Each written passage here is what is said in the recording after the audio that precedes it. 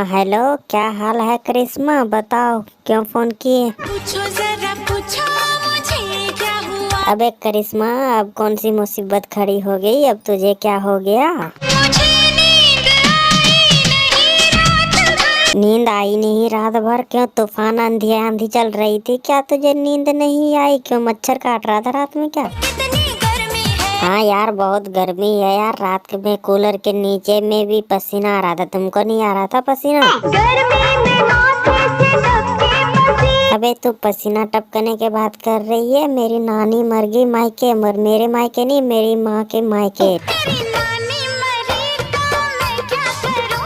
तेरी नानी मरी तो मैं क्या करूं। अबे बेशरम लड़की, मेरी नानी हुई तो तेरी नानी नहीं हुई? तो मेरा मूड खराब करके रख दिया। बता फोन क्यों किया है? मुझे कहीं खाना खिला दे। अबे तुझे शर्म नहीं आता है? यहाँ पे नानी मरी हुई है, खाना खिला दे।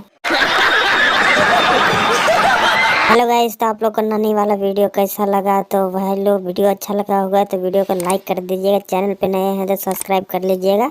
बेल आइकन की घंटी को जरूर बजा लीजिएगा। आने वाला वीडियो आप लोग के पास सबसे मिल जाएगा। ठीक है, तो बाय बाय, मिलेगा अगला वीडियो में। Bye bye.